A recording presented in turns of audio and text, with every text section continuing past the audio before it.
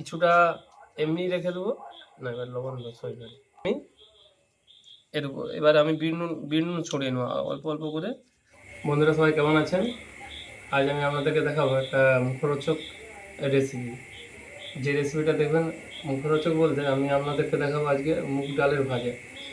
ট্রেনে বাসে যখন যান দেখবেন একটা ছোট্ট এইটুকুন প্যাকেটের মধ্যে দেখবেন কিছুটা ওই মুগ ডাল ভাজা দিয়ে কেউ 10 টাকা কেউ 15 টাকা করে নিচ্ছে, কিন্তু যেটা খেয়ে আপনাদের না ভরে পেট না ভরবে মন।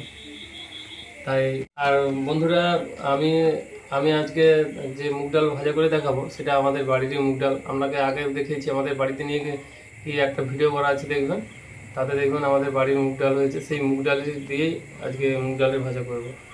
আর আপনারা যদি কারো বাড়িতে না থাকে বাজারের যে মুগ ডাল পাওয়া যায় ওই মুগ ডালও এনে আপনারা ভাজতে পারেন, ওটাও খুব সুন্দর হবে। তো বন্ধুরা তাই কীভাবে রেসিপিটা বানাচ্ছি পুরো ভিডিওটা দেখতে থাকুন স্কিপ না করে।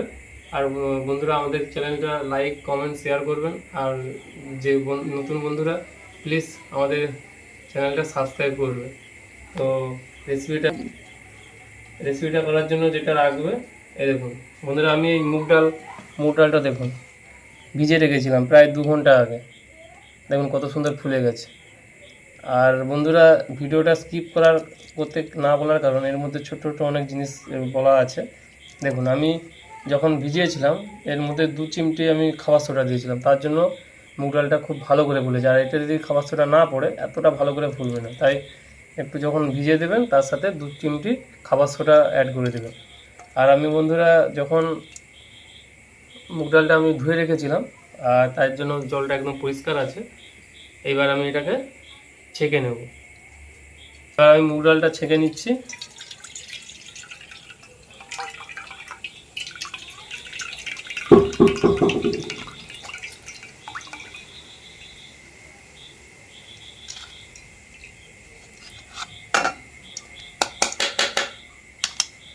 ভালো করে জলটা ঝরিয়ে নেবেন, জলটা যতটা পারবেন ভালো করে ঝরিয়ে নেবেন।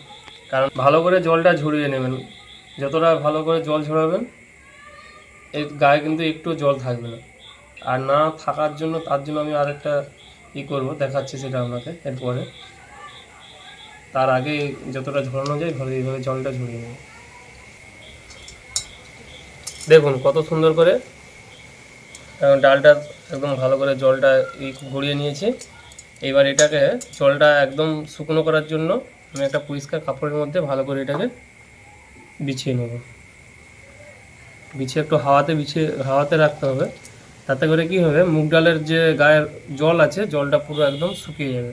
আর ভাজার জন্য এটাকে ভালো করে শুকনো করতে হবে, নাহলে কিন্তু ভাজা হবে না।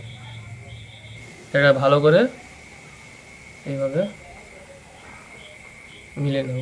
তাতে এইভাবে মিলে নিলে আর একটু হাওয়াতে রাখতে হবে। আমাদের এখানে তো হাওয়াটা খুব ভালোই দেয়।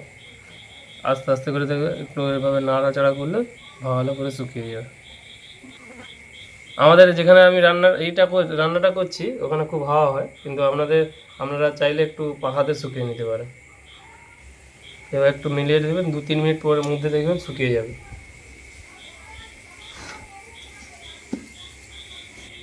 বন্ধুরা উনানটা ধরে গেছে আর আমি কড়াটাকে একটু এইভাবে হেলিয়ে রাখবো। তেলটা রাখার কারণ আমি যখন তেলটা দেবো তেলটা এই জায়গাটার মধ্যে একদম থাকবে। তাতে কি হবে, তেলটা পুরো এই জায়গাটার মধ্যে থাকবে। যখন আমি কড়াটা এইভাবে হেলিয়ে রাখবো তাতে আমার এইভাবে ভাজতে সুবিধা হবে। আপনারা ঠিক এইভাবে কড়াটা হেলিয়ে নেবেন। দেখুন ডালটা দেখছেন একদম ঝরঝরে হয়ে গেছে, শুকনো হয়ে গেছে, দেখছেন একদম ঝরঝরে হয়ে গেছে। এইভাবে শুকিয়ে নিতে হবে, ভালো করে এইভাবে শুকিয়ে নেবেন। দেখছেন শুকনো হয়ে গেছে, এই ঝরঝর করে দেখুন একদম ঝরঝর হয়ে গেছে।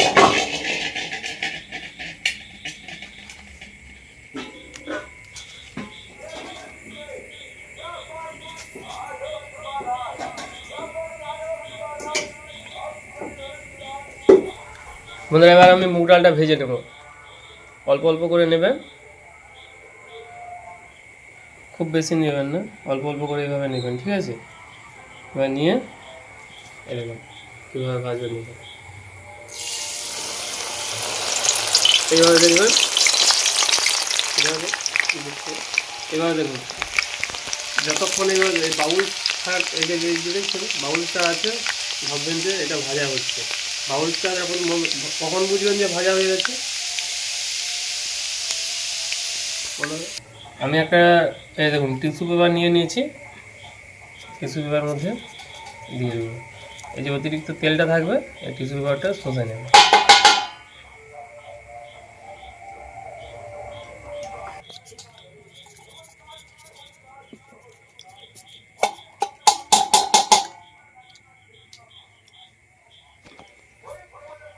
বন্ধু এবার আবার প্রথম থেকে দেবো।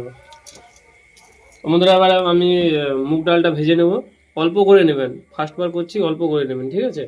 এবার দেখুন তেলটা এইভাবে কড়াটা এইভাবে রাখার কারণ তেলটা দেখবেন একটা জায়গার মধ্যে থাকলো, ভাজতে শুনতে হবে। দেখুন সেরকম কীভাবে ভাজি, এভাবে দেখবেন একটা বাবুলস হবে। এই বাবুলসটা যতক্ষণ হবে ভাববেন যে ভাববেন যে ভাজা হচ্ছে। আর কখন বুঝবেন যে ভাজা হয়ে গেছে, কখন বুঝবেন ভাজা হয়ে গেছে, দেখুন বাউলসটা দেখুন আস্তে আস্তে করে যখন কমে যাবে বুঝতে পারবেন যে ভাজা হয়ে গেছে। এই জিনিসটা সবসময় লক্ষ্য রাখবেন। দেখুন আস্তে আস্তে করে বাউলসটা কমতে শুরু করেছে, দেখুন ভালো করে লক্ষ্য করুন, দেখুন আস্তে আস্তে কমবে। দেখুন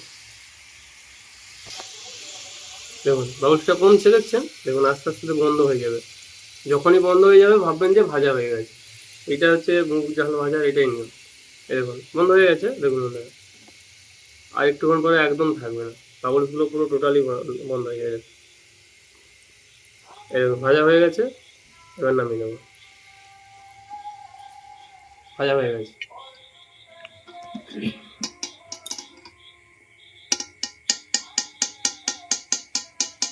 এখন বন্ধ রাখো, তেলটা দিয়ে এবার এটা আমি টিস্যু পেপার নিয়ে নিয়েছি, টিস্যু পেপারের মধ্যে এবারে আস্তে আস্তে করে এভাবে রেখে দেবো। এই যে অতিরিক্ত তেলটা থাকবে টিস্যু পেপারটা এবার শসে নেবে। এবার হালকা হালকা করে নাড়াতে থাকবে, তাতে কী হবে নিচের যেগুলো থাকবে ওগুলোও ভালো করে ভাজা হয়ে যাবে। এরকম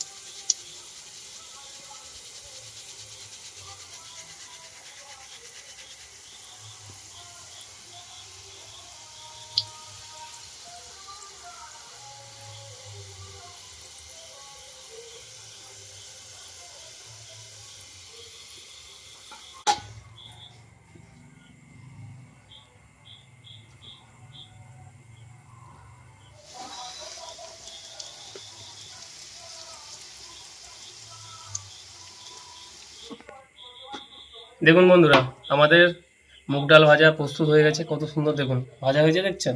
কালারটাও যত সুন্দর এসছে আর মুগ ডালটাও তত সুন্দর ভাজা হয়েছে, একদম লাল হয়ে যায়নি। আমি যেরকম বলছিলাম হালকা আঁচে মুগ ডালটা ভাজবেন, খুব বেশি আঁচে ভাজলে কিন্তু লাল হয়ে যাবে। দেখুন কত সুন্দর হয়ে যাবে, একদম ঝরঝরে। দেখুন দেখুন একদম ঝরঝরে, দেখছেন কত সুন্দর, একদম খাস্তা মচমচে হয়েছে। এবার এই মুগ ডাল ভাজাটা আমি বিট নুন ছড়িয়ে নেবো অল্প অল্প করে, খুব বেশি দেবেন না, পরিমাণ মতো বিট নুনটা পরিমাণ মতো বিট নুনটা ছড়িয়ে নেবেন, পরিমাণ মতো বিট নুনটা ছড়িয়ে নেবেন এইভাবে অল্প করে। দেখুন বিট নুনটা ছড়িয়ে ভালো করে এইভাবে মাখিয়ে নেবেন। দেখুন কতটা ঝরঝরে হয়েছে, বুঝতে পারছেন? একদম ঝরঝরে। দেখুন দেখুন আওয়াজটা আসছে, দেখুন শুনতে পাচ্ছেন? এইভাবেই বানাতে হবে বাড়িতে।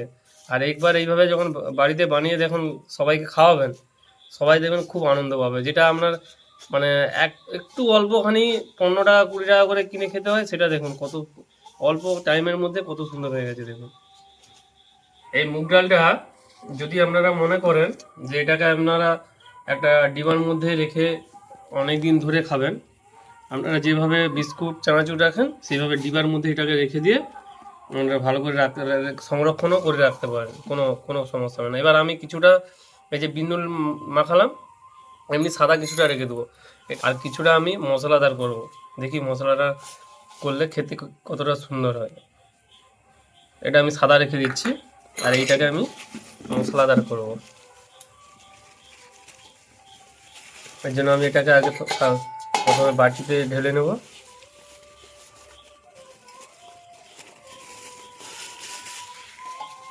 এবার এর মধ্যে আমি অল্প হাফ চামচের এরকম কাশ্মীর লঙ্কা গুঁড়ো দিয়ে দেবো। দিয়ে এটাকে ভালো করে এটাকে দিয়ে দিলাম, দিয়ে এবার এটাকে ভালো করে মাখিয়ে নেব।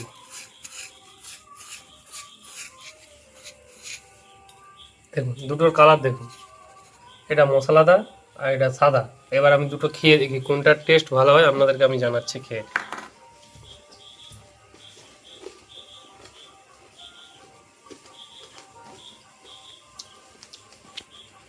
এটা বড়দের জন্য খুব সুন্দর, মানে এই যে আমি একটু হালকা কাশ্মীরি লঙ্কা দিলাম, এত সুন্দর টেস্ট লাগছে কি বলবো।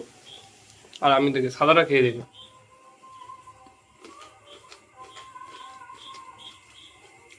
হুম,